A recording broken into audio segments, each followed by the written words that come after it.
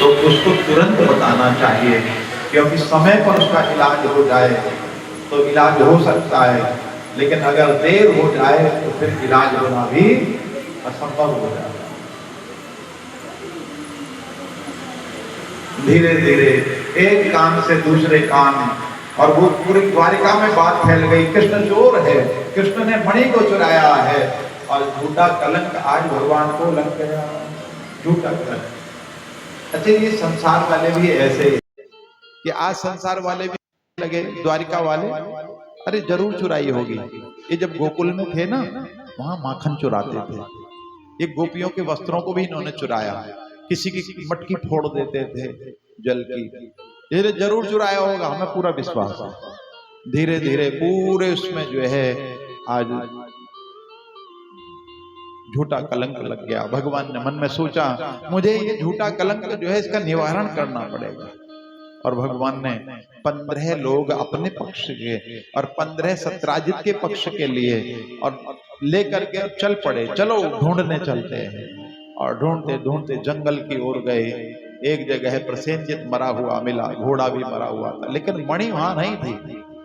वहां भालू के पैरों के निशान, और उन्हीं निशानों को देख करके जब आगे बढ़े तो एक जगह जो है वो सिंह जो था, सिंह के पैरों के निशान, और सिंह जो था वो भी मरा हुआ मिला, लेकिन वहां भालू के पैरों के निशान। और फिर उन निशानों का पीछा किया तो एक गुफा के पास जाकर वो समाप्त हो गए। भगवान ने कहा, मणि इस गुफा में ही है। भगवान ने कहा, मैं गुफा में जा रहा हूं और तुम लोग मेरी एक पक्ष तक प्रतीक्षा करना। एक पक्ष मतलब 15 दिन, और मैं यदि बाहर ना आऊं तो तुम लोग द्वारिका वापस लौट जाना।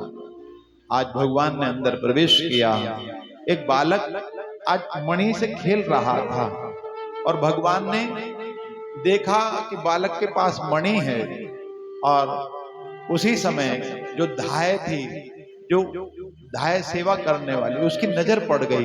उसने मनुष्य को देखा नहीं था कभी, पहली बार देखा। उसने कहा, ये कौन? और वो जैसे ही चिल्लाई, जामवंत जी दौड़ करके आए, और उन्होंने जब अपरिचित व्यक्ति को देखा तो ये नहीं पूछा कि आप कौन हैं, किस लिए आए हैं, बस आक्रमण कर दिया।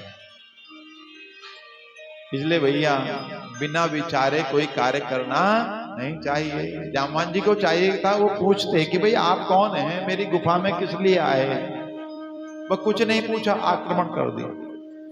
अब भगवान के ऊपर जो है प्रहार जामवान जी का, भगवान जो है वो अपने आप को बचाते हैं, कभी प्रहार हो भी जाता है। अच्छा, भगवान हारना नहीं चाहते क्योंकि उन्हें मणि चाहिए, और भगवान जीतना भी नहीं चाहते। क्यों? क्योंकि ये जो सामने युद्ध कर रहा है ये उनका भक्त है, रामावतार के जामवान जी हैं। युद्ध करते करते 15 दिन बीत गए, और 15 दिन जब बीते तो बाहर जो खड़े थे वो सब वो चले गए, और द्वारिका में जाकर के कहा कि कृष्ण एक गुफा में प्रवेश कर गए और उसमें से बाहर नहीं आए। तब वसुदेव जी ने वहां दुर्गा का अनुष्ठान वहां पर करवाया, देवी का पाठ, और इधर युद्ध होता रहा। 27 दिन तक युद्ध चलता रहा, और एक दिन जो है भगवान के यहाँ वक्षस्थल पर उन्होंने जो है उस रेखा को जब देखा तो पहचान गए कि ये मेरे जो है प्रभु राम हैं।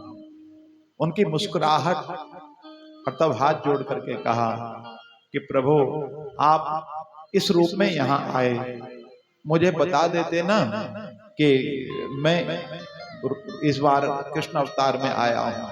भगवान ने कहा, तुम्हारे जीवन में वासना थी, और उस वासना को समाप्त करने के लिए मैंने ये सब लीला की है।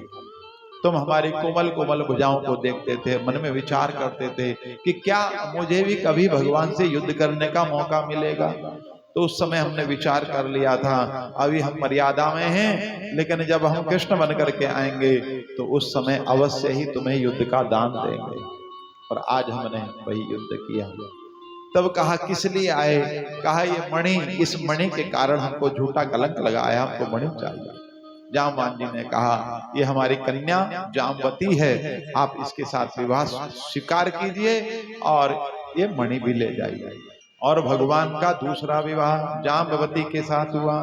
बोलिए लक्ष्मी नारायण भगवान की जय। जामवती को लेकर के